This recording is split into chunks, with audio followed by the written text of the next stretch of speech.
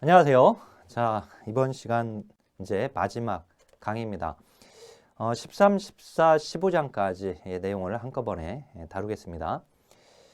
이번 시간 중요한 건 이제 13장입니다. 13장은 기출 빈도가, 그러니까 출제 빈도가 굉장히 높죠. 질적 연구의 개념부터 보면 복잡한 사회 현상을 심층적으로 규명하고 해석하기 위한 사회과학 연구 방법의 한 패러다임입니다. 연역적 계량적 조사 방법을 활용하는 양적 조사에 대해서 나타나는 문제점을 지적하면서 균합적 해석적 조사 방법을 강조하는 연구 방법이다. 그죠? 자, 그리고 과학적 실증주의, 논리적 실증주의를 거부한다. 그 과학적 실증주의, 논리적 실증주의는 양적 연구입니다. 반면에 이건 질적 연구에서는 이제 해석주의예요. 거기 이제 균합 해석적이라고 되어 있는데 인식론 이제 해석주의입니다. 균합법을 사용하고 있고요. 그죠?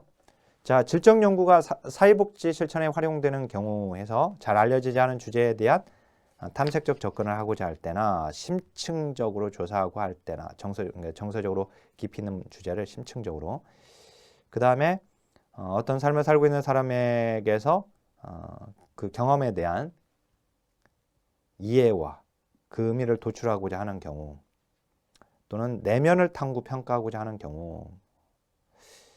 자, 질적 연구의 특징입니다. 이게 이제 시험에 잘 나오죠. 먼저 주관성이에요. 양적 연구에서는 객관적 세계의 존재를 기본 가정으로 하고 있습니다. 질적 연구에서는 연구자가 자신의 주관이 배제된 객관적 실제를 파악하는 것이 불가능하다고 봐요. 자, 그러니까 주관. 자, 연구자 자신의 주관. 자, 그 다음에 기술 탐색적. 우리가 탐색적 조사, 기술적 조사, 설명적 조사 이렇게 나눴었잖아요. 그죠? 근데 이제 기술, 탐색 기술까지. 양적 연구에서는 거기 변수들 간의 관련성 그리고 원인 등을 설명하려고 한다. 그런데 질적 연구에서는 탐색과 기술에 주된 관점이 있다. 자, 그래서 OX 문장, 양적 조사와 질적 조사에 비교해 양적 조사는 가설 검증을 지향하고요. 질적 조사는 탐색과 발견을 지향한다. 맞죠? 우리 그 연역법에서는 이론으로부터 가설이 먼저 나왔죠. 양적 연구는 연역법이잖아요. 그죠? 자, 그 총체적 관점입니다. 질적 연구는 연구 참여자의 세계, 시각 등을 총체적으로 살펴보려고 한다. 자, 그리고 자연적이다. 연구 참여자의 자연적 상태를 있는 그대로 이해하고 묘사한다. 주위에 보면 질적 조사는 매일의 구체적인 생활이 실제로 자연스럽게 펼쳐질 때 생활을 관찰하는 것을 강조하기 위해 자연주의적 연구조사라고도 합니다. 그래서 이제 거기 질적 연구는 질적 조사에서 자연주의는 질적 조사의 오랜 전통이다. 맞고요. 자, 넘겨보세요. 그 다음에 이제 균합적 분석이에요. 균합법을 사용한다고 그랬죠? 얘는 양적 연구는 연역법을 사용하는 것이고, 그래서 거기 OX 문장 관찰로부터 이론을 도출해가는, 그죠? 관찰로부터 이론으로 가는 것은 균합법이죠. 그래서 균합적 방법을 활용한다. 그럼 맞죠? 자, 그다음에 연구 도구로서의 연구자. 질적 연구에서는 연구 도구가 연구자 자신이에요. 우리 양적 연구에서는 연구 도구가 뭐였어요? 설문지였어요. 측정 도구인 설문지. 객관적인 측정 도구가 따로 존재했는데, 자, 질적 연구에서는 연구 도구가 연구자예요. 구조화된 설문지를 사용하여 자료를 수집하는 양적 연구와는 달리 질적 연구에서는 연구자의 관찰과 통찰 등을 통해서 자료를 수집한다. 따라서 조사자가 여러 명일 때, 2명 이상일 때 상이한 배경을 가진 자로 하는 것이 연구자의 편견을 명확히 하는데 유리하다. 자, 그다음에 연구 절차의 유연성. 양적 연구에서는 연구 절차가 그러니까 구조화되어 있는데 질적 연구는 이제 양적 연구에 비해서 덜 구조화되어 있고 자료 수집 분석 과정이 유연하다. 자, 그다음에 결과에 이르는 과정에 관심이 있다. 자, 자, 그다음에 작은 규모의 표본, 사례 독특성입니다. 그래서 거기 이제 소수의 사람의 생활을 면밀히 관찰한다. 그래서 소수 사례를 깊이 있게 관찰한다. 심층 규명한다. 자, 그다음에 정성적 자원이에요. 그러니까 데이터의 성격에 있어서 그 양적 연구가 정양적 차원을 분석한다면 거기 기억에 나와 있죠? 질적 연구는 정성적 차원을 분석한다. 양적 연구는 수량적 계량화 가능성에 따라 연구의 영역이 결정되는 반면에 질적 연구는 정성적 정보, 다의적이고 깊은 수준의 정보 획득 가능, 계량화하기 어려운 매우 광범위하고 무제한적인 모든 영역의 연구가 가능하다. 자, 다시 한번 양적 연구는 정양적 차원, 그죠? 그 다음에 질적 연구는 정성적 차원을 연구한다, 그죠? 그 다음에 이제 양적 연구보다 타당도가 더 높다. 뭐가? 질적 연구가, 질적 조사가 타당도가 높아요. 왜냐하면 속성을 심층 탐구한다고 했잖아. 그 심층 규명. 깊게 파고 들어가요. 정확하게. 그래서 거기 이제 질적 연구와 양적 연구에 비해서 깊이 있는 정보를 얻을 수 있으니까 타당도가 더 높다. 근데 이제 질적 연구는 신뢰도 확보에는 어려움이 있다. 그러니까 이렇게 비교를 해야 돼. 그냥 질적 연구가 타당도가 높으니까 양적 연구는 신뢰도가 높다. 알았죠? 신뢰도가 높다. 이렇게. 그 다음 이제 사실 이제 질적 연구에서의 신뢰도와 양적 연구에서의 신뢰도는 이제 제가 여기다 넣어놓지는 않았지만 아마 기출 문제 해설에다 아마 또 소개를 해놨을 수는 있어요. 근데 뭐 거기까지 들어갈 필요는 없습니다. 이제 서로 다른 의미를 가지고 있어요. 또 그러긴 한데 어떻든 괜히 이제 혼란시키면 안 되니까 자, 양적 연구 아니 질적 연구는 깊이 파고 들어가니까 정확하게 파고 들어간다. 타당도가 높다. 근데 양적 연구는 신뢰도가 높다. 그러면 알았죠? 이렇게 그냥 대별해서 그냥 알고 계세요. 예. 자, 그다음에 비확률 표본 추출 방법을 선호한다. 우리 그 표집에서 질적 연구에서 확률 표집을 할 수 있다라고 했습니까? 없다라고 했습니까? 확률 표집을 할 수도 있다. 그죠? 할 수도 있다라고 했어요. 할 수는 있다. 하지만 질적 연구에서는 비확률 표집을 더 선호한다. 이렇게 알아야 돼요. 그래서 거기 연구 결과 일반화를 극대화하기 위해 양적 조사에서는 확률 표집 방법을 선호하고 질적 조사에서는 비확률 표집 방법을 선호하지만 자, 질적 조사에서 확률 표집 방법이 사용될 수는 있다. 그죠? 자, 그다음에 질적 연구의 장단점 다시 한번 거기 이제 장점에 풍부하고 자세한 사실의 발견 가능하고 문제에 대한 새로운 통찰력 제공하고 융통성 있고 때로는 저비용으로도 쉽게 시작하고 작은 집단이나 표본으로도 가능한데 단점은 주관적이라는 인상을 주기 쉽고 일반화하는 데 어려움이 있고 그 다음에 효율성을 입증하거나 실천적 적용을 이끌어내는 미흡하고 다른 연구자들이 또 재현하기가 용이하지 않다. 자, 그것보다 이제 그 아래 표 있죠? 질적 연구와 양적 연구 비교하는 표. 이 질적 조사에 대한 문제가 나오잖아요. 그러면 양적 연구 또는 양적 조사의 특징을 집어넣어서 틀리게끔 나오는 거예요. 알았죠? 그러니까 다음 중 이번 시험도 이제 질적 연구에 관한 설명을 옳은 것은 이렇게 문제가 나왔는데 그러면 나머지는 다 양적 연구의 특징인 거예요. 하나만 질적 연구의 특징인 것이죠. 이렇게 나옵니다. 주로. 알았죠? 그래서 이렇게 대별해서 알아야 돼. 대별해서. 그러면 그 표에 질적 연구의 인식론은 해석주의예요. 근데 양적 연구의 인식론은 실증주의예요. 이걸 경험주의라고도 합니다. 자, 시험에서 질적 연구와 양적 연구를 비교하는 문제로 나오지 않고 해석주의와 실증주의를 비교하는 문제가 나오기도 했었어요. 몇 차례. 한 네, 다섯 차례 뭐 이렇게 여러 번 나왔는데 그러면 실증주의와 해석주의를 비교하는 문제가 나오면 그것은 양적 연구와 질적 연구를 비교하는 문제예요. 그렇죠? 그렇게 문제를 풀면 됩니다. 그래서 거기 이제 해석주의는 그러니까 결국 질적 연구의 특징은 그죠? 언어를 분석 대상으로 활용하고 개인의 일상 경험 해석하고 우리가 해석이라고 하는 것 자체가 주관이에요. 그죠? 해석이 주관이에요, 해석이. 그래서 이제 해석하고 이해하는 것을 목적으로 한다. 사회적 행위의 주관적 의미 이해를 강조하고 가치나 태도, 연구자의 가치나 태도 활용을 강조한다. 반면 이제 실증주의는 경험적 관찰을 통해 이론을 재검증, 객관적 실제가 독립적으로 존재한다고 보고 있고 현상에 대해 직접적 이해가 가능하다고 보고 있고 보편적으로 적용 가능한 분석 도구가 존재하는 겁니다. 거기서는.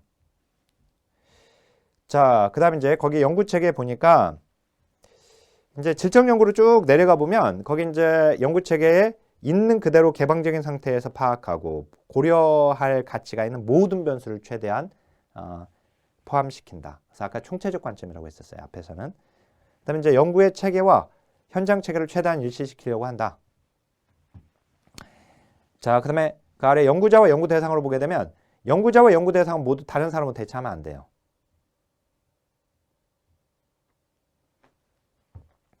근데 반면 오른쪽에 양적 연구 보면 같은 조건이라면 다른 연구자들도 동일한 연구 결과를 산출할 수 있기 때문에 연구자는 언제든지 교체가 가능해요.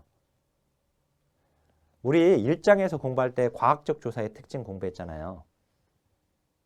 그죠? 이 표준화된 측정 도구가 있기 때문에 제가 당시에 가령 제가 시험이라고 하는 것도 하나의 연구 이제 하기 위한 이제 시험지 자체가 설문지인 건데 학생들의 지식을 측정하는 거니까요. 그러면 제가 시험지를 만들고 연구자인 제가 가가지고 학생들한테 나눠주고 제가 감독하면서 어떻게 질문에 어떻게 응답하면 된다 설명해주고 시험 보라고 해서 그 걷어와서 분석한 연구 결과와 제가 바쁘면 조교수님한테 연락해가지고 시험지 잘 그 유출되지 않게 잘 가지고 있고 그걸 가지고 학생들한테 배부하고 그 다음에 어떤 지시사항이 있으면 어떻게 지시사항 얘기해주고 한번 해달라라고 하면 그러면 조교 선생님이 가가지고 해도 똑같은 연구 결과란 말이에요. 제가 가서 하든. 그러니까 이 객관적인 측정 도구가 별도로 존재하고 있는 거죠. 그죠? 그래서 거기서는 연구자가 달라져도 상관이 없어요. 결과가 같다 이거죠. 근데 우리 질적 연구에서는 아까 연구자 자신 연구 도구예요. 그러니까 연구자를 바꾸면 안 돼요. 연구자를 바꾸는 것은 자로 재던 것을 체중계로 재는 거하고 똑같단 말이에요. 자, 그 다음에 거기 연구자는 연구 대상자와 긴밀하게 상호작용을 하면서 연구를 진행한다. 자, 넘겨보세요. 질적 연구에서 계속해서 거기 질적인 연구를 통해서 주관적인 내면 세계를 심층적으로 파악하는 것이고 현상학적 인식론에 기반을 두고 있다. 그래서 관찰자에 따라서 사물이 서로 다르게 인식된다고 본다. 그죠? 근데 이제 우리 여기 양적 연구는 실증주의적 인식론에 기반을 두어서 이 관찰자에 상관없이 사물이 보편적으로 실제 존재한다고 믿는다. 자, 일반화 가능성은 질적 연구는 소수를 가지고 연구하니까 일반화하기가 어려움이 있겠고요. 일반화 가능성이 낮고 양적 연구는 많은 사람을 대상으로 하게 되니까 일반화 가능성이 높습니다.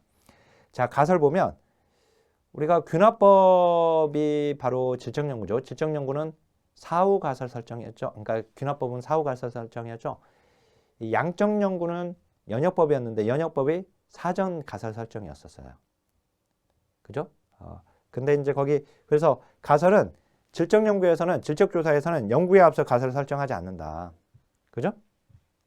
양적 연구가 연구에 앞서 가설을 설정한다. 그리고 선 이론, 후 조사. 그죠? 이론으로부터 시작하잖아요. 양적 연구는, 연역법은. 그죠? 자, 그 다음에 그 아래 이론. 자료에 기반하여 이론으로 간단 말이에요. 균화법이니까. 그죠? 근데 이제 양적 연구는 연역법이니까 기존의 이론을 검증할 자료를 구한다. 그죠? 자, 신뢰도 타당도 문제에서 질적 조사가 타당도가 높은 거고 양적 조사가 신뢰도가 높습니다. 자, 그거 잘 알아야 돼요. 자, OX 문장. 질적 조사 일반화 가능성이 양적 조사보다 높다. 아니죠. 양적 조사가 일반화 가능성 높죠. 그죠? 질적 연구의 종류 볼게요. 자, 이번 시간도 다룰 내용이 많은데 기출 해설지를 나중에 이제 우리 보면 단원별 역대기 주문집 통해서 공부하면 해설이 상세해요. 그러니까 걱정하지 마세요. 그때 이제 각 지문의 하나하나에 왜 맞고 왜 틀렸는지에 대한 해설을 봐가면서 또 공부를 하셔야 합니다.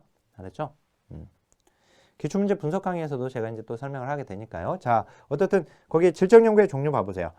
생애사 연구, 즉 생애사, 즉 일대기적 연구, 그죠? 생애사가 있고 그다음에 현상학, 그다음에 참여 행동 연구, 그다음에 문화기술지, 사례 연구, 근거 이론. 이게 다 질적 연구의 종류에 들어갑니다. 생애사, 일대기적 연구, 즉 우리 시험은 이제 생애사로 나오고 있는데요. 개인의 삶을 탐구하는 겁니다. 개인의 삶의 기록들을 활용하는 접근법. 그 다음에 2번에 보니까 연구자에게 말하여지거나 문서와 기록물에서 발견되는 한 개인과 그 경험에 관한 연구이다.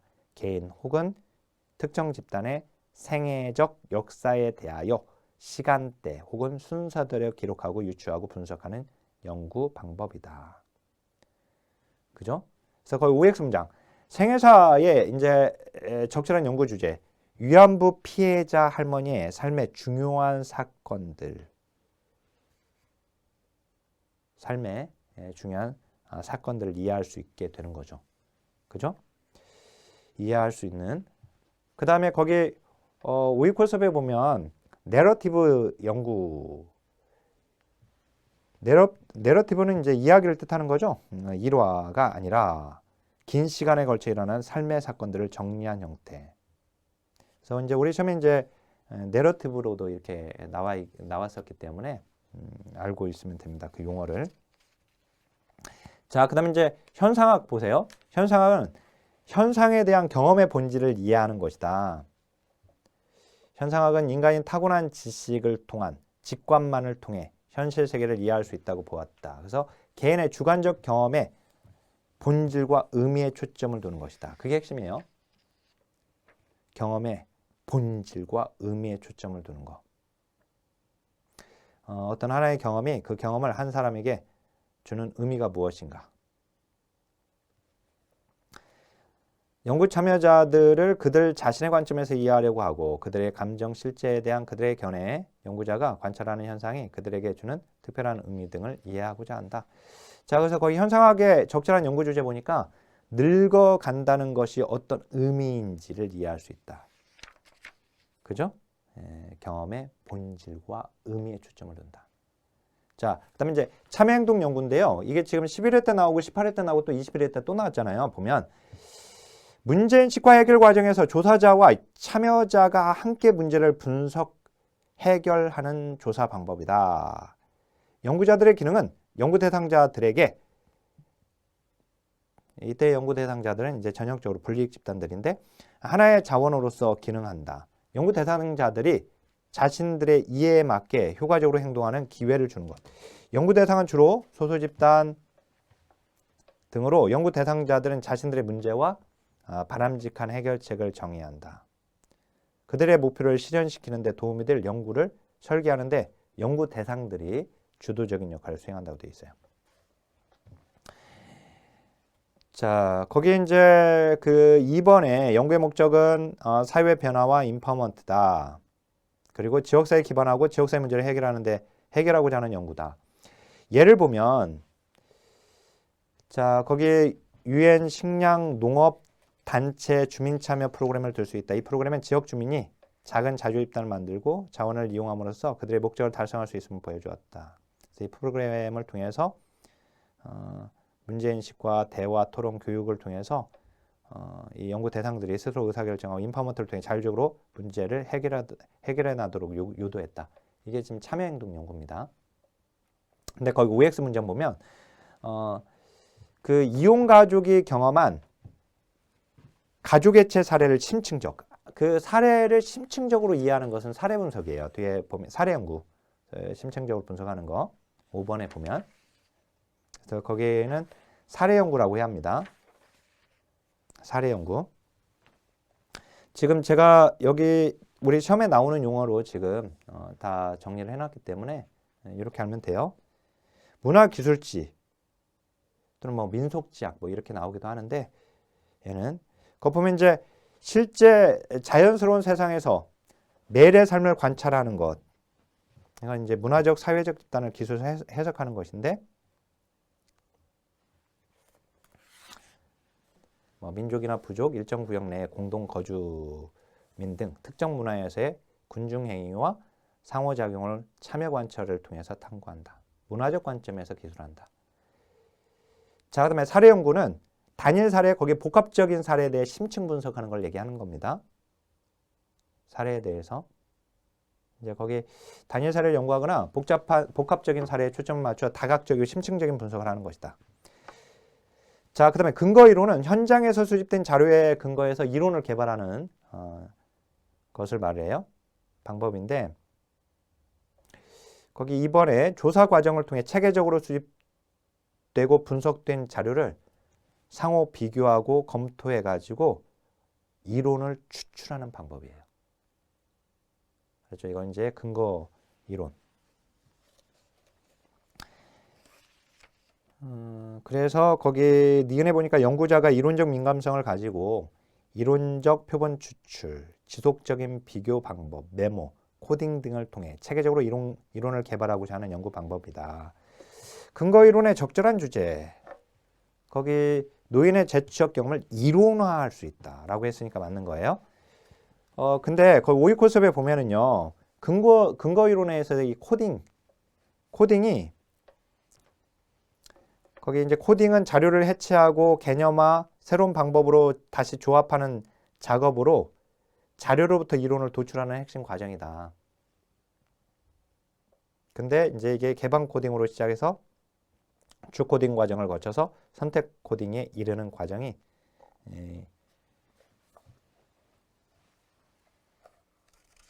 있는데 그건 뭐 연속적인 방법으로 지켜야 하는 것은 의미하지는 않는다라고 되어 있지만 이게 코딩 단계가 개방 코딩 다음에 주 코딩 다음에 선택 코딩입니다. 이게 문제가 세 차례 문제가 나왔었어요.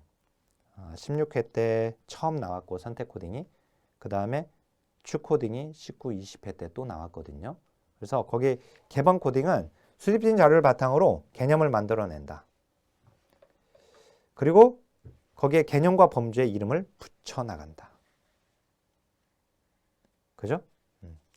주 코딩은 개방 코딩을 통해서 도출되었던 범주들을 원자료와 함께 재검토하면서 추상화된 범주를 만든다. 그래서 핵심 개념을 발견한다. 그것은 이제 중요한 거 핵심 개념을 발견한다는 거.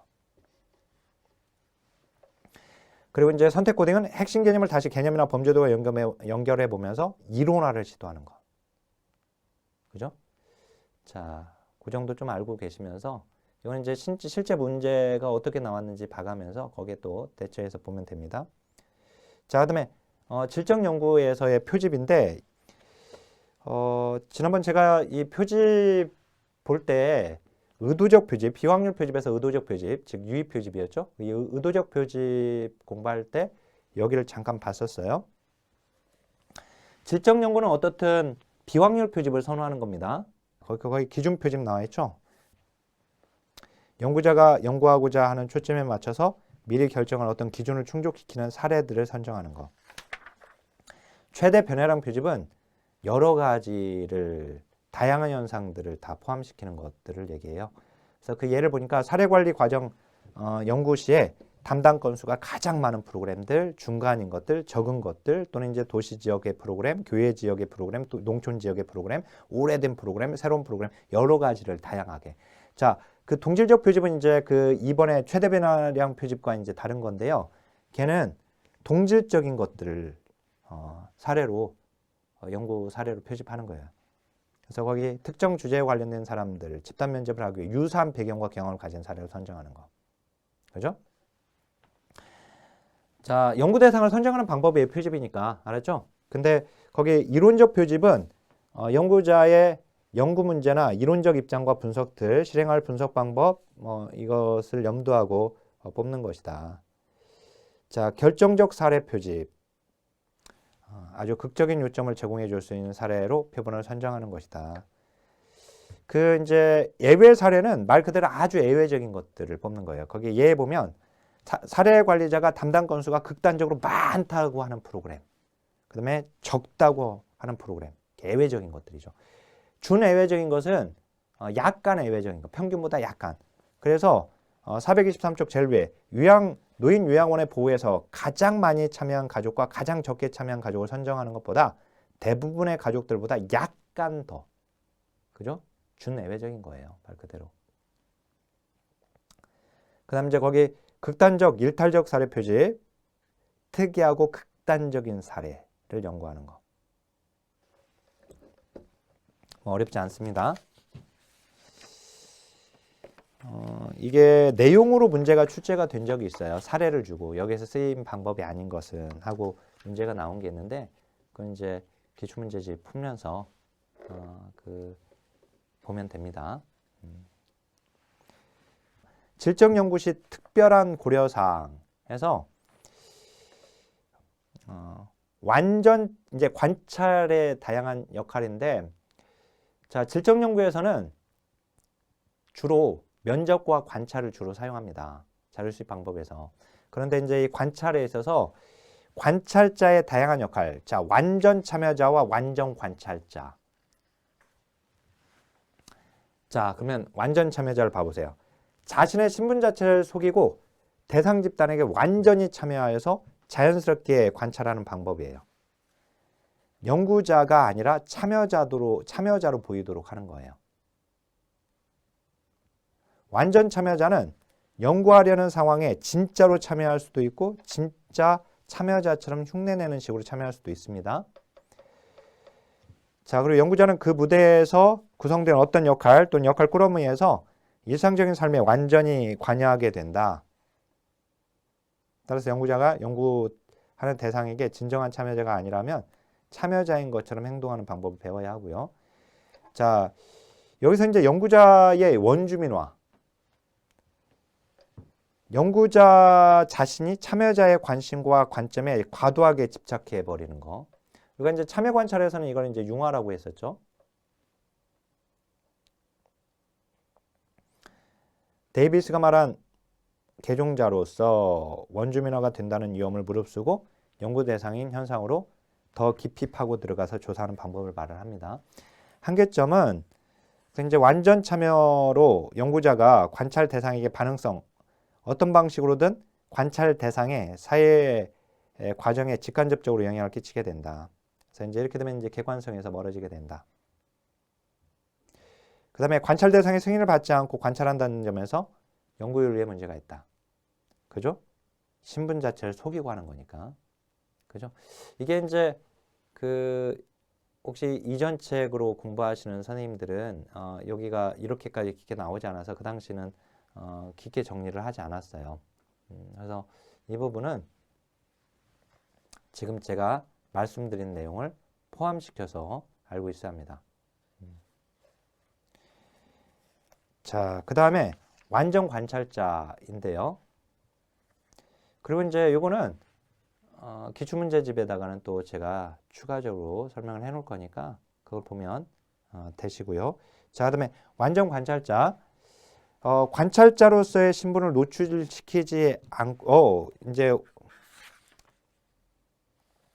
완전 관찰자. 자, 관찰자로서의 신분을 노출시키지 않고 관찰 대상과 어떠한 접촉이나 역할도 하지 않으면서 객관적인 3자의 입장에서 관찰하는 방법.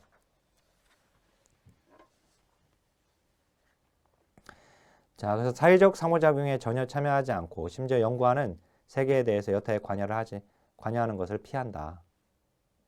완전히 동떨어져서 하는 것이죠. 이거는 이렇게 되면. 그래서 완전 관찰자로서 연구자가 라프 형성이 요청된다고 하면 안 되겠죠. 라프 형성을 하는 것은 참여자가 완전 참여자 쪽으로 가져야겠죠. 완전 관찰자는 완전 참여자보다 연구 대상에 영향을 미칠 가능성이 적어지죠. 원주민화될 가능성도 적죠. 연구 조사자가 비관적이기 때문에 비관여적이기 때문에, 자, 비관여적이기 때문에, 관여하는 게 아니기 때문에, 그죠? 자, 연구 대상은 자신이 연구 대상이라는 사실을 인식하지 못한다. 그죠? 연구 대상이 우리 비참여 관찰에서는, 우리 참여 관찰, 비참여 관찰에서는 호손 효과가 발생됐잖아요. 비참여 관찰은, 거기서는. 그죠? 그러니까 동의를 구하고 하게 되니까. 그죠? 근데 여기는 지금 모른단 말이죠. 연구 대상자들이 자신이 관찰당하고 있다는 사실을. 자, 여기는 이제 화성인으로 사회과학자는 자신들과 상이한 문화나 사회 계급을 관찰하게 될 때 불가피하게 자신이 그들과 거리가 있다는 것을 느끼게 되며 이 정도의 거리 유지는 늘 있을 수 있다. 자, 이렇게 되면 완전히 이해하는 데는 어려움이 있게 되겠죠. 자, 그래서 여기 제가 5위 코스업에 정리해 놨는데요. 이거 말고도 관찰 참여자와 참여 관찰자가 있어요. 이제 관찰 참여자는 연구 대상자들에게 자신이 연구 조사를 수행하고 있다는 것을 분명히 하고, 즉 신분을 명확히 하고 완전히 참여하는. 그 다음에 참여 관찰이라고 하면 이때는 연구 대상자들에게 연구 조사자로 신분을 밝히고 참여자들과 상호작용을 하지만 실제로 전혀 참여자인 척 하지는 않는다라고 하는 거. 그래서 이제 표에 보면 승인 여부에서 완전 참여자와 완전 관찰자는 관찰 대상이 승인을 받지 않는다. 그죠?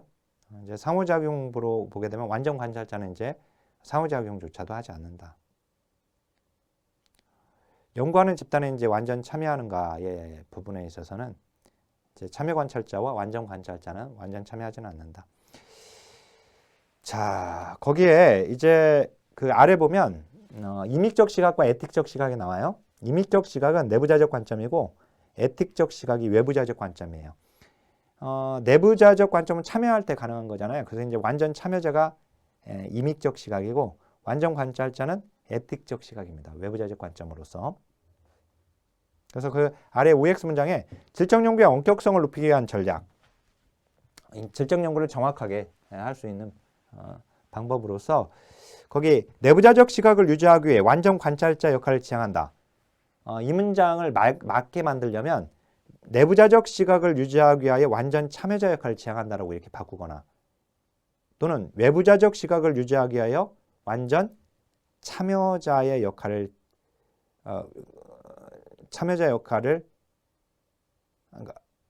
그죠? 이제 내부자적, 그러니까 뒤에 완전 관찰자를 살릴 거면 내부자적이 아니라 거기를 외부자적 시각이라고 바꿔야 하고, 내부자적 시각을 살릴 거면 완전 관찰자를 완전 참여자로 바꾸면 됩니다. 알았죠? 질적 연구의 엄격성을 높이기 위한 전략. 질적 연구의 과학적 엄격성과 연구의 신뢰도를 높이기 위하여 연구자가 연구 설계에서부터 자료 수집 전략, 연구 절차, 분석까지 모든 과정을 객관화시키기 위한 노력과 전략이 필요하다 해서 그 양가로 이번에 이제 여러 가지 방법들이 나와 있어요. 근데 그 중에 우리는 나온 것에 이제 집중을 해야 하니까 부정적 사례, 그 다음 이제 동료 디브리핑 이 두 가지 잘 알고 있습니다. 나온 거니까. 지금 여기 그 양가로 2번에 보면 방법들이 여러 가지가 있잖아요. 근데 이걸 다 제가 설명하지는 않았어요. 여기다가 굳이 안 나온 것까지 막 다 설명하지는 않은 거예요. 제가 일단 나온 것에 집중해야 하니까 나오고 있는 것까지. 그래서 거기 부정적 사례, 즉 반증 사례 분석이라고도 하는데요. 완벽한 균합적 방법의 달성을 위한 방법으로 연구 대상인 모든 사례를 포함시킬 수 있도록 지속적으로 변화하는 가정의 도출을 요구하는 작업이다. 지속적으로 나타난 오류들을 모두 포함할 수 있는 가정의 재구성 작업. 이게 바로 부정적 사례, 반증 사례 분석입니다. 동료 디브리핑은 연구자가 편견에 빠지지 않게 동료 집단이 감시 기제로서 역할을 하는 것이다. 동료들과 말 그대로 이제 토론하는 자리를 자주 갖는 거. 그래서 이제 그 OX 문장. 부정적 사례의 목적은 연구자가 편견에 빠지지 않게 동료 집단이 감시 기제로서 역할을 하는 것이다. 그거는 동료 디브리핑이죠. 그죠? 부정적 사례가 아니라. 자, 네, 양가루 3번도 장기적 관여, 장기간에 걸쳐 관계 형성을 하는 것. 그 다음에 지속적으로 관찰하는 것. 그 다음에 삼각 측량, 이것도 다 알아야 돼요. 이것도 질적 연구의 엄격성을 높이기 위한 전략이고요. 특히 이제 그 삼각 측량은 다각화라고 하는데 그 아래 봐보세요. 이것만 이제 별도로 7번에 다루고 있는데 복수의 관점을 활용하여 조사 대상의 의미를 명확히 파악하는 방법이다. 그래서 동일 현상에 대해서 복수의 자료나 복수의 관찰자를 두고 수렴하는 것이다. 그죠? 그래서 이 삼각 측량은 다각화라고도 하는데 여러 가지 삼각 측량이 있어요. 자료원 삼각 측량, 이론적 삼각 측량, 연구자 삼각 측량, 방법론적 삼각 측량. 근데 그 중에 이 방법론적 삼각 측량이 바로 큰 2번이에요. 서로 다른 측정 방법이나 연구 방법을 사용한다. 양적 연구도 하고 질적 연구도 하고. 그래서 이제 우리 과학 철학에서 공부할 때 후기 실증주의에서는 질적 연구 방법을 활용하기도 한다라고 했었죠. 그죠? 그래서 거기에 그 먼저 그 환경 삼각 측량 그 밑에 3번 보면 삼각 측량의 종류는 따로 외우지는 마세요. 그건 나오지 않아요. 네, 삼각 측량의 개념을 알고 있으면 돼요.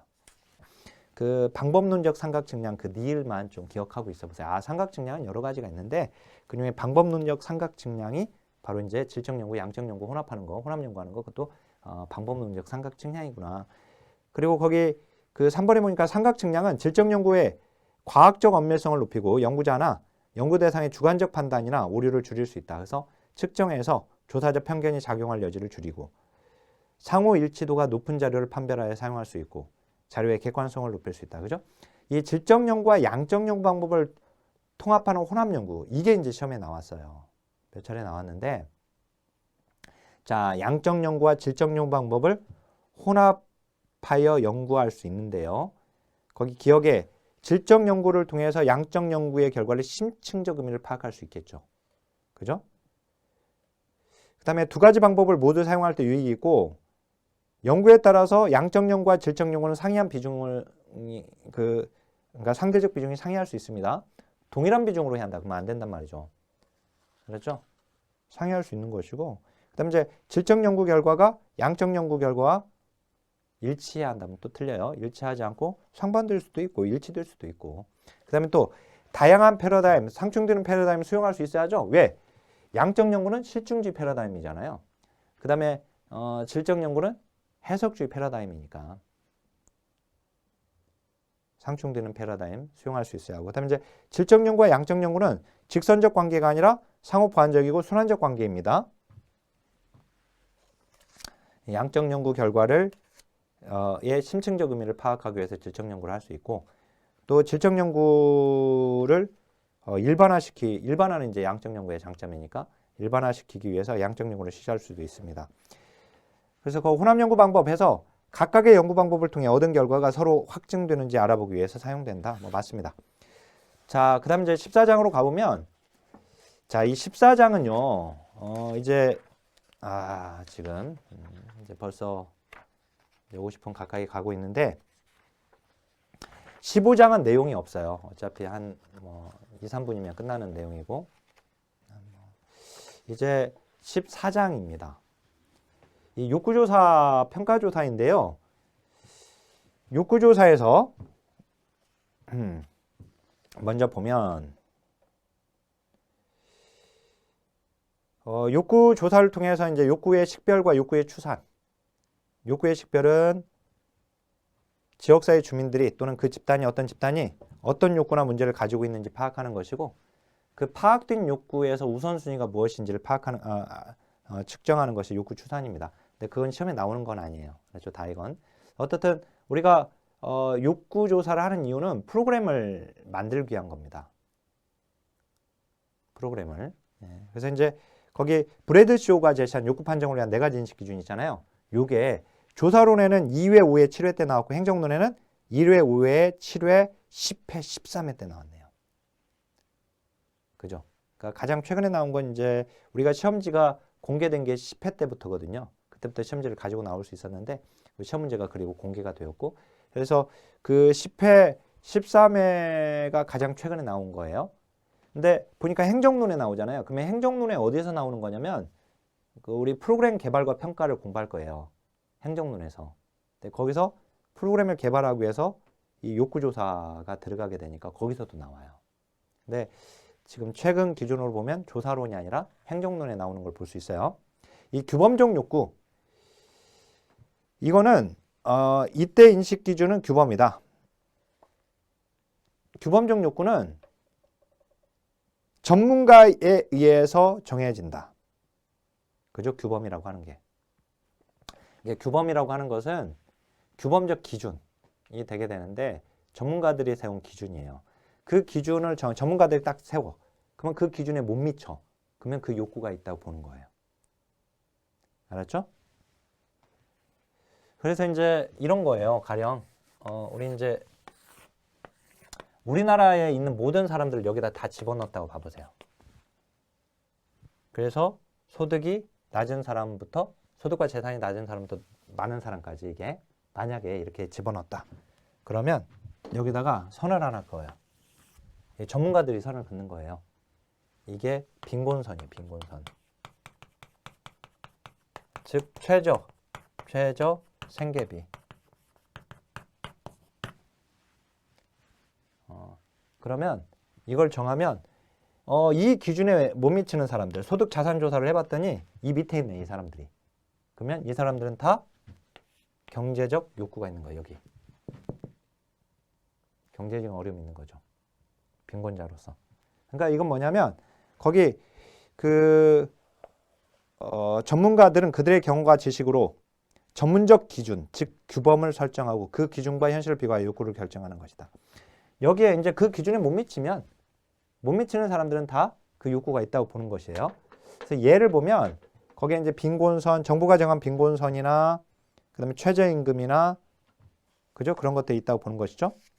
그게 이제 예입니다. 여기 규범적 욕구의 대표적인 예. 장점은 현재 상태를 규범적 상태, 이 규범적 기준 상태까지 끌어올리기에 필요한 서비스가 제시될 수 있다. 물론 이제 장단점까지 나오지는 않았어요. 여기 시험 문제가. 하지만 이제 그 다음에 거기에 욕구의 수준이 파악되면 프로그래머로서의 목표 설정과 계량화에 용이하고 목표 달성의 정도를 측정하는 데도 장점이 된다. 단점은 이걸 정하는 것이 전문가가 정하는 거잖아요. 그래서 거기 엘리트 위주의 서비스가 되어서 표적 집단이 사용할 수 없는 프로그램이 될 수도 있다.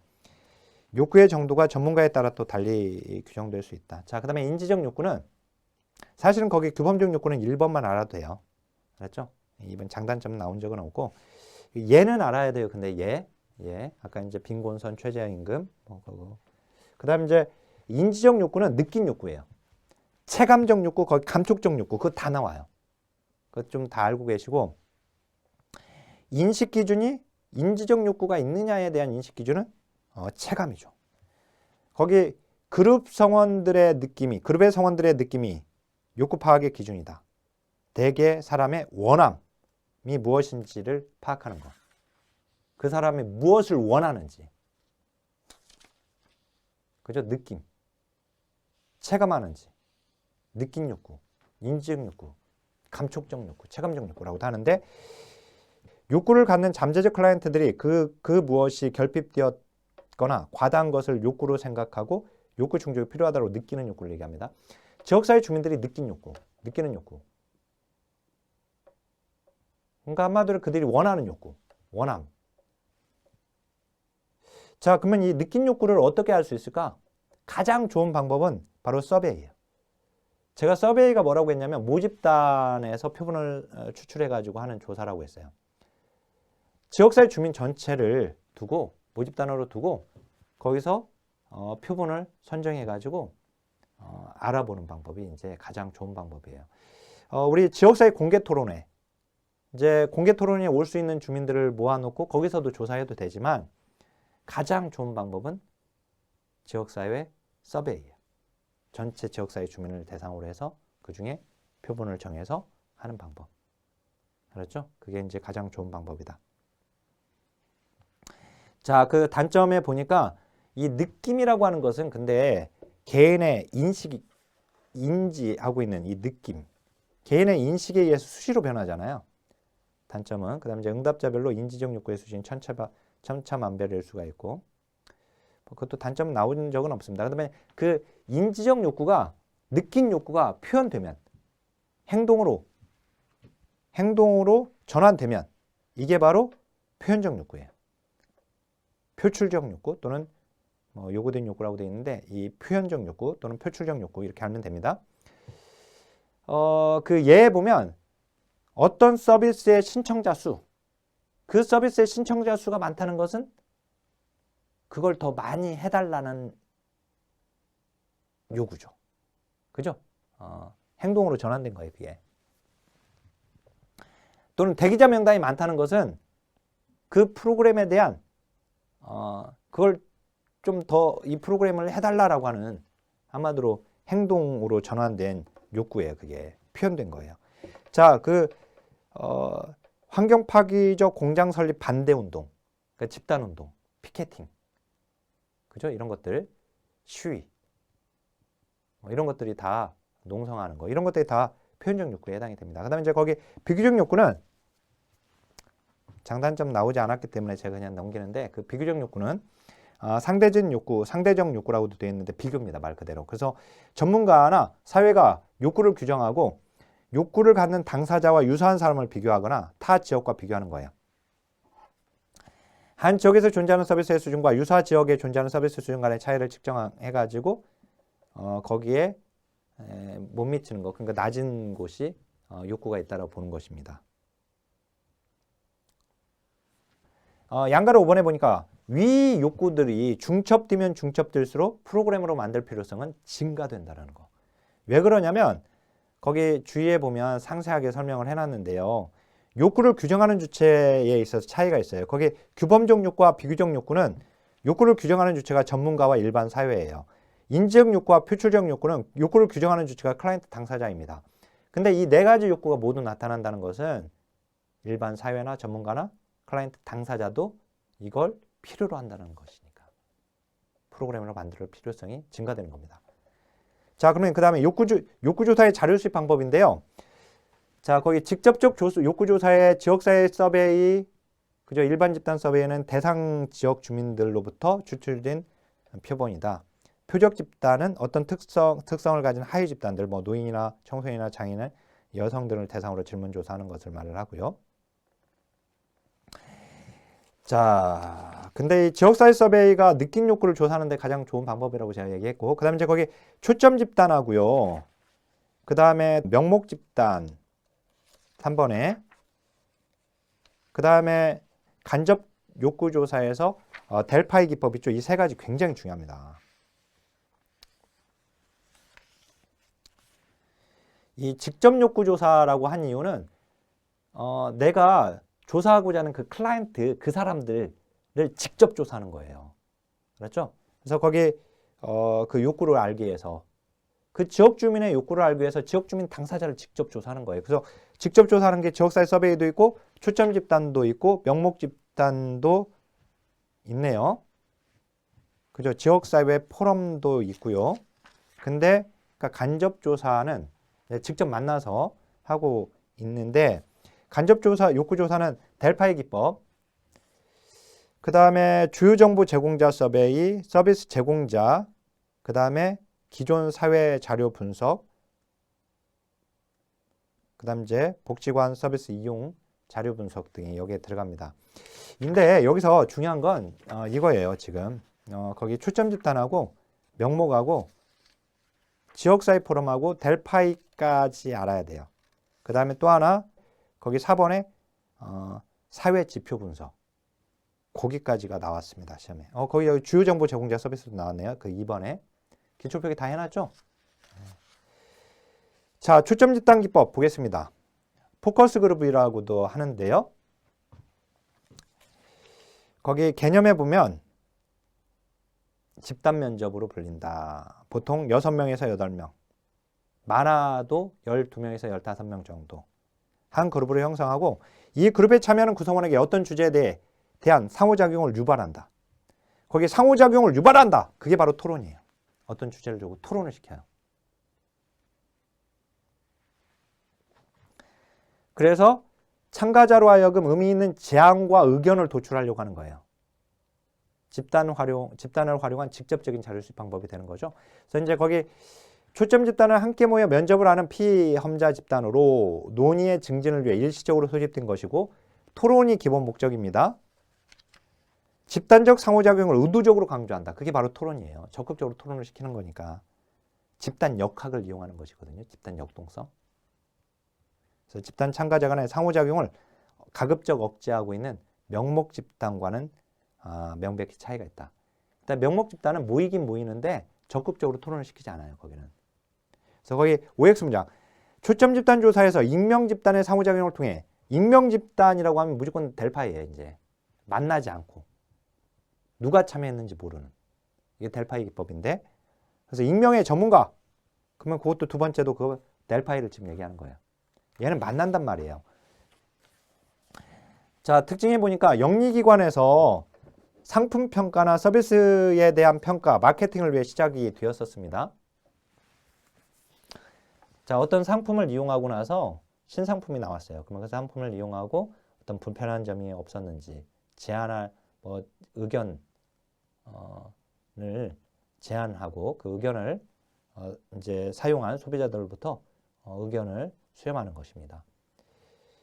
자, 주로 개방형 질문을 사용하여 참여자의 생각을 자극한다. 되어 있는데 구성원들 간의 합의를 이루는 것이 목적이 아니다. 주제를 심층적으로 파악하는 데 있다.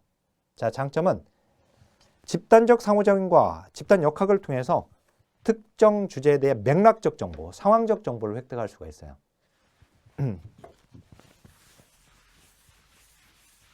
상황적 정보, 맥락적 정보를 획득한다. 각자가 어떤 상품을 이용하면서 자기들이 살아가는 그 상황에서 이용하면서 각자의 상황 여건에서 이용했을 때의 그 어떤 불편한 점들이 를 말을 하게 되겠죠.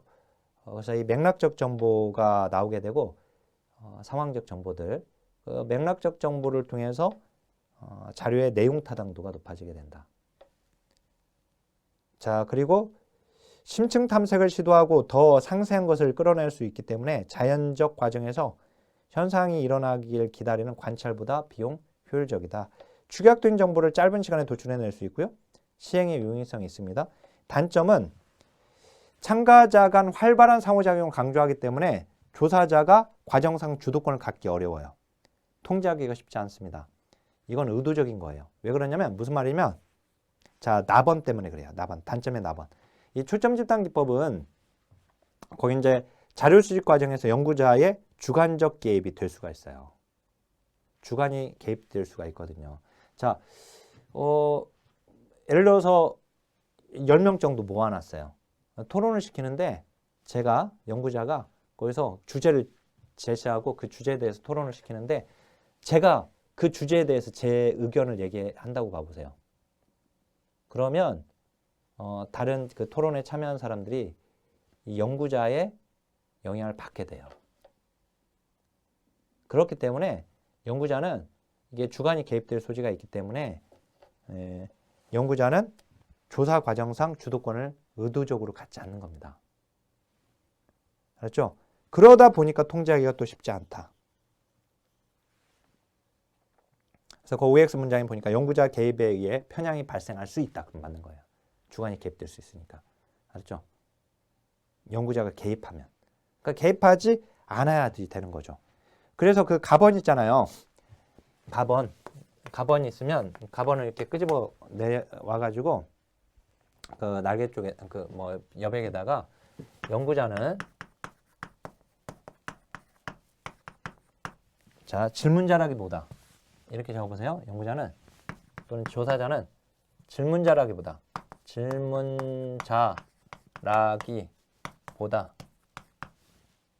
관찰자에 가깝다. 관찰자에 가깝다. 이렇게 적으세요. 그러니까 연구자는 질문자라기보다 관찰자에 가까워요. 연구자가 개입하는 경우는 두 가지 경우를 생각해 볼 수 있어요. 첫 번째는 주제를 주고 토론하라고 시켰는데 엄한 토론하고는 주제와 상관없는 얘기를 가지고 토론을 해. 그럼 그건 막아야겠죠. 개입해서. 그다음에 또 뭐 토론을 시켰는데 어떤 한 사람이 막 그 주도해. 그 토론을. 그러면 그것도 막아야겠죠. 개입해서. 그죠? 그러니까 그런 경우를 제외하고는 거의 관찰자라고 볼 수 있어요. 관찰자에 가깝다. 알았죠? 그다음에 답안에 보니까 집단 맥락에서 개인들의 견해가 제시되기 때문에 조사자가 개인의 구분된 메시지를 명확히 가려내기 어렵고, 이건 얼굴을 마주보고 하는 거니까 익명성이나 비밀성 보장이 어렵고, 자, 그다음에 그 참여자 수가 적잖아요. 소수예요, 소수. 그렇기 때문에 일반화하는데 어려움이 있어요. 그래서 외적 타당도가 낮고, 그다음에 필요한 사람을 한 장소에 시간에 모으는 것이 또 쉽지가 않습니다. 자, 명목 집단 기법은 자, 소집단 투표제라고도 하는데요. 투표 방법.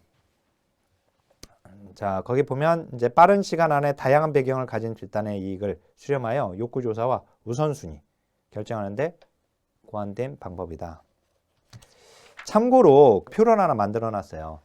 거기 보면 이제 초점 집단은 토론을 목적으로 하고 있고, 델파이하고 명목 집단은 합의를 목적으로 합니다. 자, 먼저 초점 집단은 거기 전문가 여부에서 초점 집단은 일반인을 대상으로 만들어진 거지만 전문가에다가도 적용을 하긴 해요. 그지만 델파이와 명목 집단은 주로 전문가를 대상으로 하는 거예요. 그리고 지금 초점 집단은 얼굴을 대면하는 거죠. 근데 명목 집단도 대면은 해요. 근데 델파이는 대면하지 않습니다. 그러니까 지금 명목 집단과 델파이만 비교했을 때는 둘 다 전문가이지만 명목 집단은 만나는 거고, 그 다음에 그 델파이는 전문가이지만 만나지 않는 거예요. 거기는 합의를 목적으로 하고 있고 둘 다. 그죠? 얘는 이제 우선순위지만, 근데 델파이도 우선순위까지 알 수는 있어요. 그래서 거기 가번의 의사결정 과정이 복잡하고 개개인의 판단을 총합, 즉 다수의 사람이 의사결정에 투입해야 할 필요성이 있는 경우에 하게 되는데, 거기 이제 제가 명목 집단 설명한 거 있잖아요. 그 박스에 집단적 상호작용이 전혀 없는 상태로 모든 모인 사람의 집단을 의미한다. 모든 참가자들에게 동등한 의사 표출과 결정권을 주기 위해서 라운드 로빈, 즉 돌아가면서 차례로 말하기나 투표 등의 방식을 자주 사용한다. 전문가들을 한 장소에 모아놔요. 그래서 각자 의견을 적게끔 해요. 그리고 이것을 돌아가면서 발표를 하도록 해요. 그리고 한 사람이 딱 칠판에 나와 있어. 그래서 그 의견을 주면 돌아가면서 발표를 하면 이렇게 적어 그걸. 근데 그 중복되는 건 적지 않겠죠, 당연히. 그죠? 그리고 나서 나온 의견들 그걸 가지고 투표를 통해서 결정을 해요. 거기 참여한 사람들. 알았죠? 예를 들어서 뭐 지역사회 어떤 현안이 있어요. 그래서 20명 전문가를 추천했어. 그러면 이렇게 5명씩 앉혀. 그리고 종이를 줘. 그리고 각자 의견을 적게끔 해. 그 현안에 대해서. 그리고 여기 칠판이 있으면 여기서 여기다가 나온 의견에 대해서 여기다 적는단 말이에요. 그리고 나중에 여기 참여자들이 우선순위를 결정하는 거예요. 나온 의견에 대해서. 이렇게 되니까 거기 창조성, 생산성을 극대화하고 문제 해결을 위해 논쟁적인 형태를 최소화한다. 이게 전문가들은 토론을 시키면 싸워요. 그래서 토론을 시키지 않는 거예요. 논쟁이 되니까 자기 전공 분야를 가지고, 전문 분야를 가지고. 이제 마지막에 투표를 통해서 결정하니까 얘는 민주적이고 수량적인 집단 의사결정 방법이다. 이렇게 얘기하는 거예요. 그리고 제가 거기에 니은 이제 지역에 오래 거주해서 지역에 대해 잘 아는 사람, 지역 공무원과 같은 직접 거주하지 않다 하더라도 지역 사정을 잘 알고 있는 사람. 지금 디귿 지금 아까 설명했던 거 했고, 이건 기억 개념하고요, 나번하고 다번까지만 사실 알아도 상관이 없습니다. 알았죠? 예. 장단점까지 나오진 않는데 이게 뭐다라고 하는 걸 좀 알고 계시고, 그 장점은 참여한 사람 모두의 의사가 고루 반영된다. 시간이 많이 걸린다. 대신에 신속한 의사교환을 허용하지 않고 흥정이나 타협을 위한 적절한 기법이 아니다. 자, 그다음에 지역사회 포럼은 지역사회 공개토론회인데요. 나중에 참고로 거기다가 2교시에 가게 되면 이 공청회를 공부할 거예요. 공청회. 공청회와 달라요. 얘는. 그렇죠? 그냥 공청회 하면 이건 이제 정부가 주도하는 걸 얘기해요. 정부 주도하에 이루어지는 거. 그래서 지역사회복지론에서 지역사회 포럼과 공청회를 구분할 수 있어야 합니다. 그렇죠? 이제 그거는 이제 거기서 공부하지만 어떻든 지역사회 포럼은 지역 주민들이 모여서 모이게끔 해서 공개적인 모임을 개최하는 거죠. 그래서 지역 주민의 의견을 듣는 거예요. 장점에 보면 수집될 내용이 사전에 결정되어 있지 않아서 자유로운 지역사회의 의견이 도출될 수 있다. 나번이 중요한데 지역사회의 전반적인 분위기를 파악할 수 있어요. 근데 이제 단점, 참석하는 사람을 선별하거나 통제하기가 어렵기 때문에 지역사회의 대표성을 고루 갖춘 참여자를 확보하는 것이 어렵다. 이 지역사회 포럼, 지역사회 공개 토론회에 주로 참여하는 사람들은 그 어떤 이해관계가 있거나 그런 사람들이 참여를 하게 되거든요, 주로. 그리고 이제 뭐 이해관계가 있다 하더라도 그게 큰 그런 것들이 아니면 뭐 이렇게 바쁘면 나가지 않고 사람들이, 그러니까 거기에 참여하지 않게 되고 해서 그 이 대표성 지역사회 주민들의 골고루의 의견을 확보하는 데에는 어려움이 있다라는 겁니다. 그래서 거기 OX 문장에 지역사회 포럼은 조사 대상자를 상대로 개별적으로 자료를 수집하는 데 유리하다면 안 되죠. 지역사회 전반의 프로그램을 아예 그 분위기를 파악하는 데는 유용하지만 델파이 기법은요 아주 중요합니다. 지금 이거 공부하는 것들은 행정론에도 나와요. 그래서 중요해요. 또는 지역사회 복지론에도 나오고, 거기 델파이 기법은 자 전문가들에게 우편으로 의견이나 정보를 수집하여 분석한 결과를 다시 응답자들에게 보내 의견을 묻는 식으로 만족스러운 결과를 얻을 때까지 계속하는 방법이다. 대면적인 휴합이 없는 상태. 만나지 않는단 말이에요. 우편으로 한단 말이에요. 그렇죠? 우편으로. 집단적 상호작용을 제공하고자 할 때 반대 견해를 가진 사람이 직접 맞대응을 하는 것을 피하고자 할 때 유용하다. 만나지 않으니까. 그 다음에 거기 위원회나 전문가 토론, 여타 집단 토의에 나타나는 문제점. 결국 논쟁이에요. 논쟁이나 이제 거기 나오는 이제 그 후각 효과나 이런 것들이 이제 나오는데 그런 것들은 이제 방지할 수 있습니다. 장기적인 미래 예측 방법으로도 사용이 됩니다. 자, 해겔의 변증법 과정을 따른다. 정의 과정은 집단이 견해나 의견을 세운다. 반은 갈등적 견해나 의견이 개진되는 과정. 합은 새로운 견해의 일치나 합의까지 가게 되는데, 거기 이제 구조적 특징에 보니까 조정자와 패널로 구성되어 있네요. 조정자가 연구자입니다. 패널은 이제 전문가 패널을 얘기하는 거예요. 익명성이 보장돼요. 그리고 구조화합니다. 정보의 흐름을 구조화합니다. 비구조화가 아니라. 조정자는 개별 참여자들로부터 설문지 서베이 방식을 통해 정보를 얻습니다. 그러니까 설문지를 보내요. 전문가들한테 우편으로. 또는 이메일이나 팩스를 가지고 하기도 하는데 어떻든 보내요. 그러면 여기 지금 패널로 참여된 전문가들은 거기에다 의견을 제시해서 보내게 되고, 그러면 이제 조정자는 그걸 취합해 가지고 그걸 정리해요. 그리고 정리해서 다시 또 물어봐요. 또 오면 또 정리해서 또 다시 물어봐요.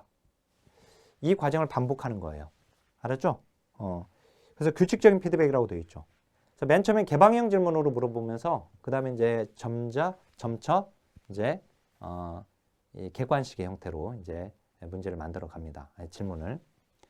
그래서 거기 델파이 조사는 비구조화가 아니라 구조화된 방식으로 정보의 흐름을 제어하는 거예요. 자, 거기 장점 봐보세요. 전문가들을 한자리에 모으는 수고를 덜고 전문가가 자유로운 시각의 의견을 말할 수 있죠. 그죠? 익명성 구조는 권위나 퍼스널리티 위에 있는 사람이 논의 과정에서 독점하는 걸 방지합니다. 그리고 시류 편승 효과, 후각 효과를 최소화시키는 거예요.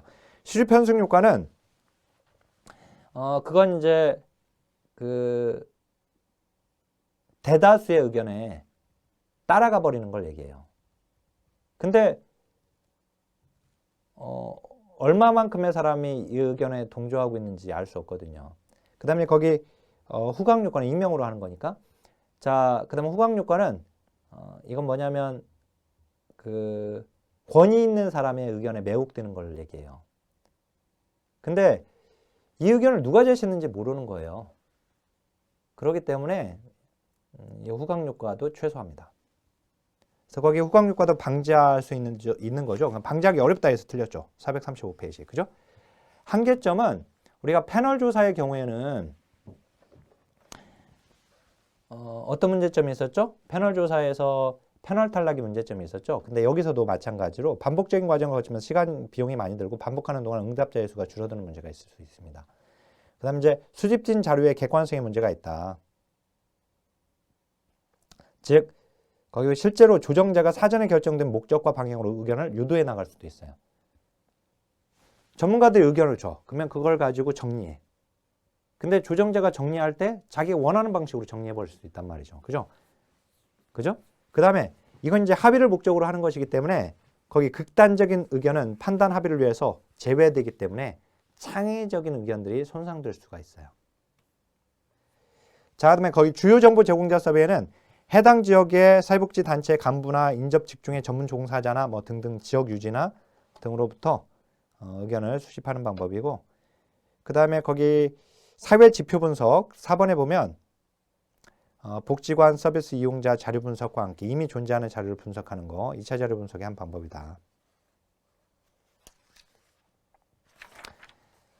사회 네트워크 분석입니다. 이게 16회 때 한 번 나온 적이 있어요. 소시오메트리, 그 다음 이제 소시오그램. 소시오메트리와 이제 소시오그램은 이제 우리가 실천 기술론에서 집단 사정 도구로서 거기서 공부를 하게 되거든요. 근데 이 사람 간의 관계입니다. 여기서. 그래서 네트워크 분석인데, 네트워크의 구조 분석에서 속성형 변수가 아니라 관계형 변수를 주로 사용한다라고 하는 거. 그래서 이제 네트워크 구조 분석에서는 관계형 변수를 주로 사용한다. 그럼 맞는 거죠. 그죠? 거기 제일 양가로 3번 보면 네트워크 자료 분석 방법에 소시오그램, 소시오매트릭스 이렇게 나와 있는데 소시오그램이 거기 나와 있죠. 그게 이제 네트워크 자료 분석 방법으로 쓰이는 것에 해당이 됩니다. 우리는 이제 소시오그램을 집단 사정 도구에서 기술론에서 공부를 하고요.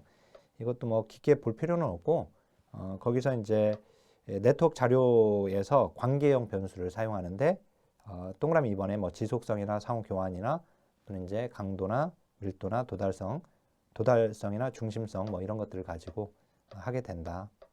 그 정도 깊게 나오지는 않았어요. 그래서 16회 때 나온 거 기출문제 보면 견적이 나옵니다. 아, 이 정도로 나오는구나. 그럼 이 정도로만 그냥 알면 되겠구나 라고 알면 되겠고, 그 평가조사가 이제 중요해요. 그래서 평가조사에서 이제 평가의 목적 나와 있는데 그것보다 쭉 내려와 보세요. 평가 연구의 연구 설계 유형에 전형적으로 실험 또는 유사 실험 설계를 사용한다. 그리고 유사 실험 설계 중에서도 시계열 설계와 우리 시계열 설계는 이제 단순 시계열 설계, 복수 시계열 설계가 있었죠. 그다음 이제 비동인 통제집단 설계, 유사 실험 설계에서 있었죠. 생활 현장에서 하는 거라고 했잖아요. 그 유사 실험 설계는 실험실이 아니라 그래서 이제 그런다라고 되어 있고. 자, 근데 그것보다 이제 요걸 알아야 하는데 이건 어마어마하게 중요합니다. 이건 뭐 무조건 나오는 거고, 여기서 나오지 않으면 이게 특히 행정론, 그 다음에 정책론, 또는 실천 기술론, 그 다음에 뭐 지역사회복지론도 나올 수 있겠고, 그죠? 실천론, 실천기술 2교시에 그 다음에 지역사회복지론, 정책론, 행정론 여기서 다 나올 수 있는 거예요. 이거는. 자, 거기 형성평가와 총괄평가로 나뉘거든요. 그래서 이 뼈대를 먼저 잡아보면 이렇게 돼요. 형성평가와 총괄평가로 나뉩니다.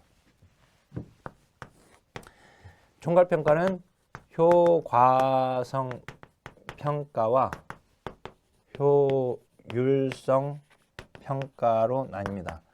효과성 평가는 다시 산출 평가와 성과 평가로 나뉘고요.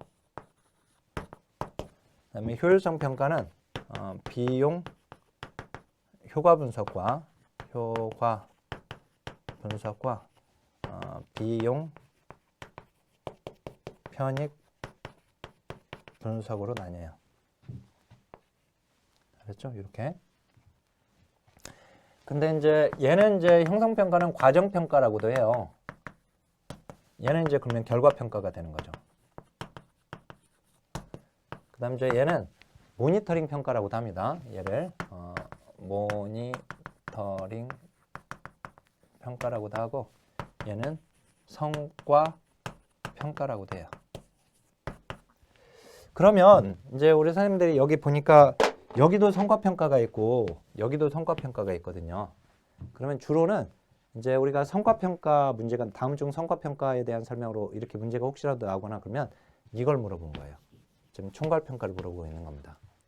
알았죠? 주로 이제 총괄평가와 같은 개념으로 주로 시험에 잘 나와요.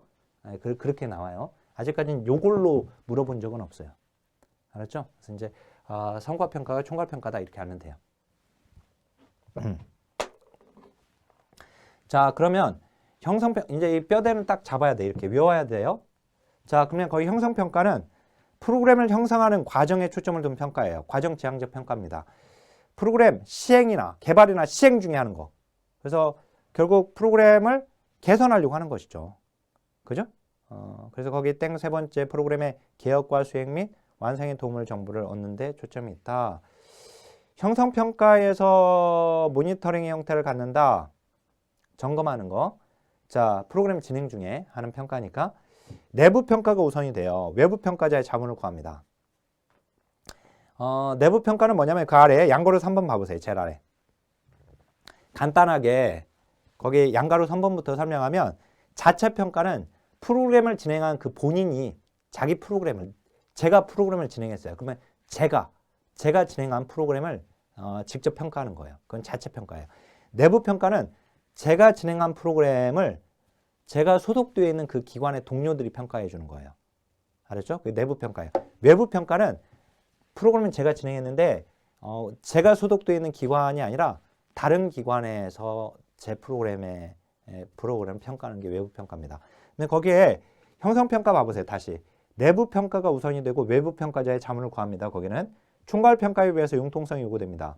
프로그램 진행 중에 하는 평가예요. 자, 총괄 평가는 프로그램이 종료된 이후에 하는 평가예요. 걔는 이제 목표 지향적 평가다.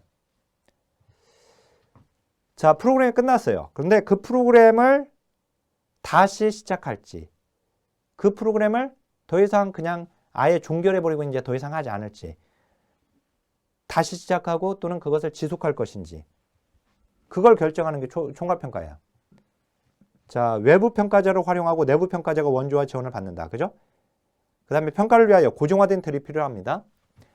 자, 효과성 평가와 효율성 평가가 바로 거기에 들어가요. 그렇죠? 여기 총괄평가에. 자, 효과성 평가는 목적 달성도죠. 그 다음에 효율성 평가는 비용 대비 효과죠. 그죠? 비용 대비 산출이라고 우리가 알고 있잖아요. 투입 대비 산출. 그죠? 비용 대비 효과. 투입 대비 산출. 근데 여기서 이제 그 산출 평가, 성과 평가로 효과성 평가는 아니고, 그 다음에 효율성 평가는 비용 효과 분석과 비용 편익 분석으로 나뉘는데, 이게 중요합니다. 이게 여기가 이것도 설명할 일이 있어요. 이게 뒤에서 또 설명하게 되는, 나중에 이제 다른 과목에서 또 설명하게 되는데, 비용 효과 분석은 얘는 투입만 양화예요.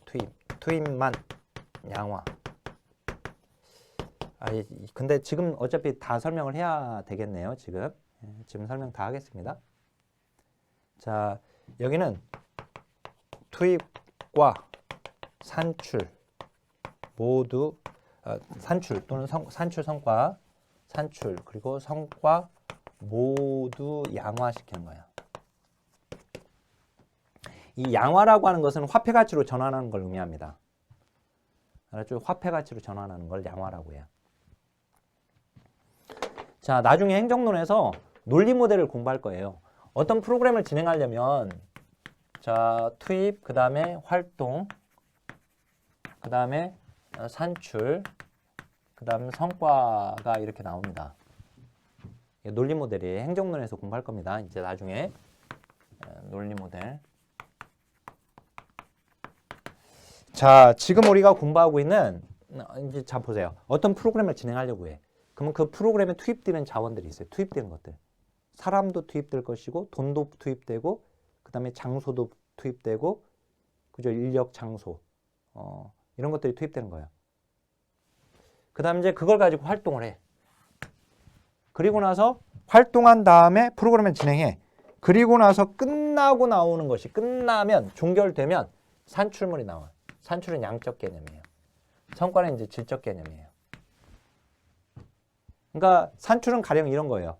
프로그램을 진행하는데 프로그램에 참여한 총 인원수, 그 다음에 프로그램을 진행한 총, 제가 서비스를 뭐 예를 들어서 우리 교육도 이제 제가 강의도 조사는 총 몇 시간을 진행했는지 강의를 예를 들어서 프로그램 뭐에서 무슨 교육 강좌를 했다면 총 시간 또는 상담을 했으면 상담 횟수, 총 횟수, 상담 건수 뭐 이런 것들 종료되고 난 다음에 그게 산출물이에요. 그리고 성과는 그로 인해서 그 참여자들의 내적 변화를 얘기해요. 질적 개념. 그러니까 그걸 통해서 뭐 그 학생들의 자존감이 향상되었다. 지식이 습득되었다. 알았죠? 이런 뭐가 증진되었다. 이런 것들이 질적 개념이에요. 알았죠? 그러면 이걸로 이제 적용해 보면 이 두 가지가 프로그램이 끝나고 나서 산출물과 성과가 바로 이게 효과성 평가예요. 효과성. 그래서 제가 아까 효과성 평가는 둘로 나뉘는 거예요. 산출과 성과. 끝나고 나서 산출물이 얼마나 나오고 성과가 또 얼마나 되는지. 이게 효과성 평가예요. 자, 근데 아무리 효과성이 높다 하더라도 들어간 비용. 이 두 가지를 따지는 거예요. 투입, 여기 비용. 비용은 여기에 이제 들어가는 거니까.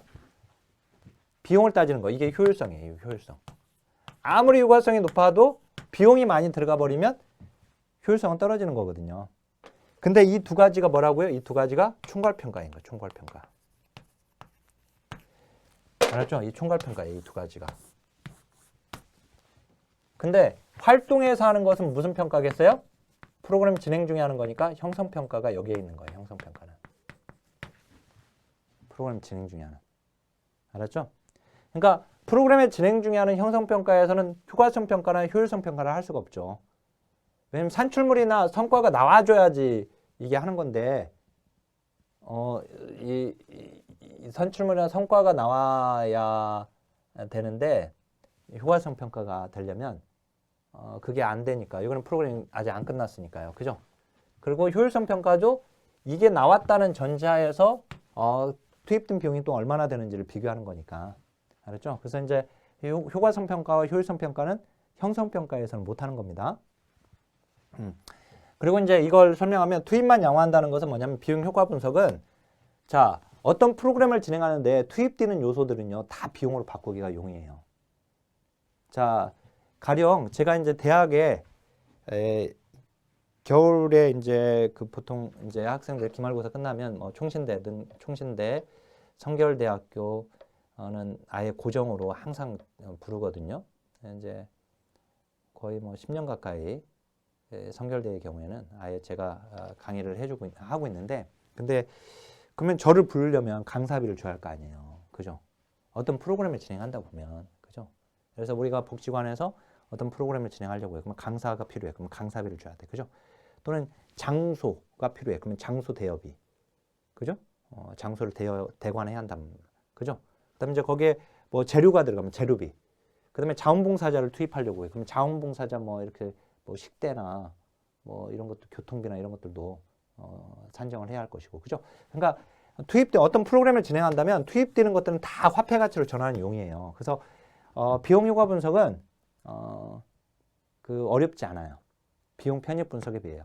비용 편입 분석은 투입뿐만 아니라 산출 성과까지도 이 투입뿐만 아니라 여기에 들어간 산출 성과까지도 모두 다 양화시켜야 돼요.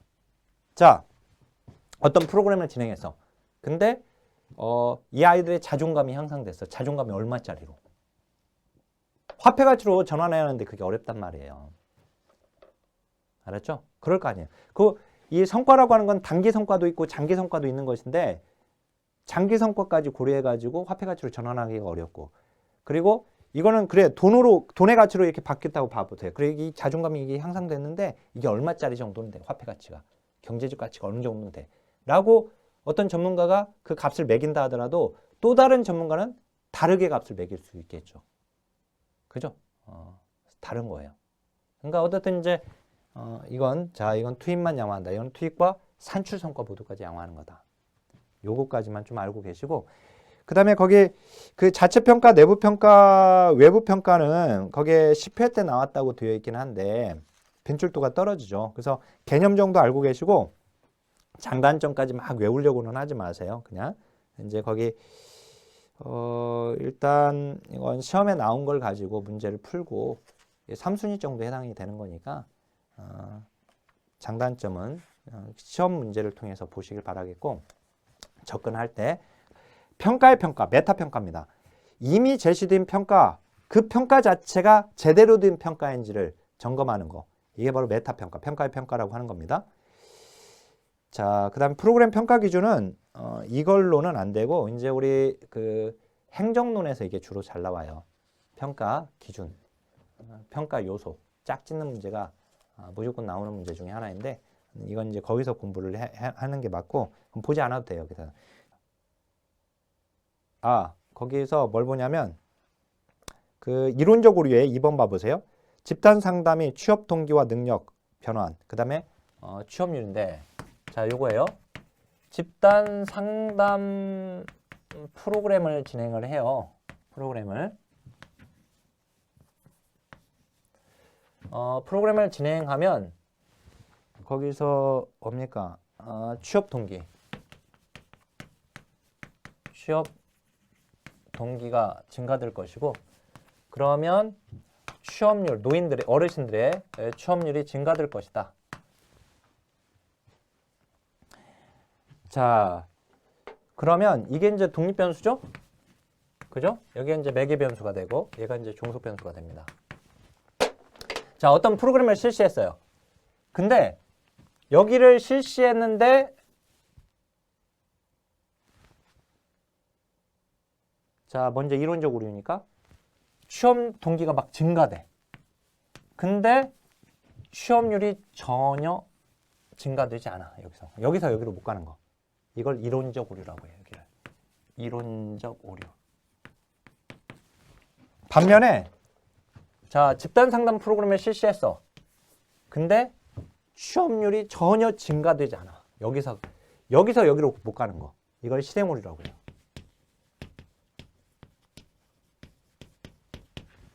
알았죠? 이걸 실행 오류라고 해. 그래서 이제 만약에 이 실행 오류면 그러니까 프로그램을 실행했는데 그 다음으로 가지 않았다. 이렇게 외우면 돼요. 실행 오류. 알았죠? 자, 이론적 오류는 프로그램을 실행해서 얘는 증가됐는데 그 다음에 못 가는 걸 이론적 오류라고 해요. 그러면 이 실행 오류에서는 뭘 고민해 봐야겠어요. 얘를 고민해 봐요. 얘가 뭐가 잘못됐는지. 어르신들을 대상으로 집단 상담 프로그램을 실시했는데 집단 상담자가 너무 젊었나? 그러면 나이든 좀 그래도 나이 있는 상담자가 해야 하나? 또는 상담실이 너무 딱딱한 의자에서 했는데 좀 소파나 이런 분위기 있는 곳에서 해야 하나? 이런 것들 고민 자꾸 여기를. 그죠? 근데 이제 여기 이론적 오류는 어떻든 여기 와서 취업 동기가 막 증가돼서 근데 취업률이 증가되지 않았으니까 여기서 여기로 가는 걸 염두를 해야겠죠. 그죠? 취업 동기는 증가됐는데 여기서 일자리 정보, 이 소개를 해줘야 하나? 이런 것들 고민해야겠죠. 그죠? 그 얘기예요. 그래서 요거는 9회 때 나오긴 했는데, 제가 지금 설명한 내용 토대로 해서 보시면 되겠고, 마지막 15장입니다. 15장은 문제가 지금은 나오지 않습니다. 나오고 있지 않은데, 불구하고 정리해놨는데 그 자료 처리는 이게 이제 과거에 한 초창기에는 문제가 많이 나왔었어요. 이게 초창기라고 해봐야 이제 한번 우리 제일 앞쪽에 이제 전체 기출 표기가 되어 있으니까 목차 쪽에 거기서 보게 되면 마지막에 그죠 2, 3, 4, 5, 6까지 5, 6까지는 연달아서 한 문제씩 나온 걸로 되어 있는데 그 다음부터 쭉 나오지 않았고 굳이 말하면 20회 때 이제 한 줄 정도 나왔다 이렇게 볼 수 있지만 사실 그건 여기 이 내용을 모른다 하더라도 그냥 문제는 풀리는 것이었고 자, 한 줄 여기 보면 자료 처리입니다. 이제 자료 처리는 이제 설문지를 회수했어요. 그러면 이제 그걸 코딩하는 거예요. 그래서 거기 코딩 보면 일종의 컴퓨터를 위한 통역 과정이다. 값을 입력하는 것이죠. 그래서 이제 그 예를 들어서 설문지가 그 밑에와 같은 경우면 이 값만 입력하는 거예요. 그래서 뭐 001, 002, 003 이렇게 이제 순번이 있는 거 보니 세 자리까지 있는 거 보니까 지금 100단위는 넘어간다는 얘기고 그 다음에 거기 001 다음에 1이라고 하는 것은 설문지에서 1번, 1은 여성을 의미합니다. 그 다음에 2번이 연세니까 연세는 지금 67이니까 연세는 나이는 다 지금 100세 넘은 사람은 없고 지금 두 자리 숫자에서 이제 결정된 걸 볼 수가 있고 그죠? 그래서 이제 그 값만 입력하는 거예요. 그래서 이렇게 값만 입력하게 되면 이제 통계 분석을 위해서 그러면 이 값이 뭘 의미하는지 모르니까 그 값이 뭘 의미하는지 부호책을 만들어요. 근데 이 부호책에 대해서 부호책에 들어가는 내용이 문제가 나온 적이 있어요. 그래서 동그라미 코딩 2번에 보니까 부호책에 들어가는 것들이 정리되어 있죠. 변수 이름, 변수 내용, 자릿수, 칼럼 번호, 변수 값 뭐 이런 것들을 알 수 있습니다. 자, 그다음에 보고서 작성은 이제 분석할 거 아니에요. 이게 자료 처리를 하고 코딩을 해서 이제 SPSS나 SAS라고 하는 이 프로그램, 통계 프로그램을 통해서 통계 분석을 해가지고 그래서 이제 해석하고 자료를 해석해가지고 보고서를 작성하는 건데 보고서 작성에서 보고서 작성 시 고려할 사항 독자를 고려해서 독자 수준에 맞게 작성해야 한다. 그죠? 그 다음에 그 적절히 형태와 길이를 조절해야 하고 4번 보니까 이해 당사자의 관심사를 반영을 해야 하고요. 그 다음에 양가로 3번엔 보고서 문체 양식에서는 거기 2번이 중요해요. 옛날에 이게 나올 때 그 간결하고 짧은 문장으로 해야 하는데 가능한 한 자세하고 길게 작성한다면 틀려요. 길고 자세하게 작성하는 게 아니라 간결하고 짧은 문장으로 작성합니다. 나머지는 그냥 읽어보기만 하시고 마지막 보고서 형식 거기서 그 제가 음영 표시한 거 있죠? 거기를 중점적으로 보면 돼요. 그 본문 부분. 자, 서론. 그 다음에 그 이론적 고찰 점선으로 구분해 놨는데 그 2번에 이론적 고찰부터 4번의 연구 결과까지가 본론이에요. 그렇게 적어 놓으세요. 그 앞이 이제 점선으로 되어 있잖아요. 서론이 있고 그 다음에 여기 두 번째가 본론이에요. 여기가 본론. 그 다음에 세 번째 5번 있죠? 5번 거기에 요약 결론. 거기가 결론이에요. 서론, 본론, 결론. 그 음영에서 나눠놨습니다. 거기 보면 연구 결과는 결론에 들어갑니까? 본론에 들어갑니까? 연구 결과는 본론에 들어가죠. 그죠? 결론에는 연구 결과가 아니라 결과의 요약이 들어가요. 그죠? 결과, 요약. 그 점만 좀 조심하면 됩니다. 두 손으로 화이팅하고 강의 마치겠습니다. 자, 하나, 둘, 셋, 화이팅!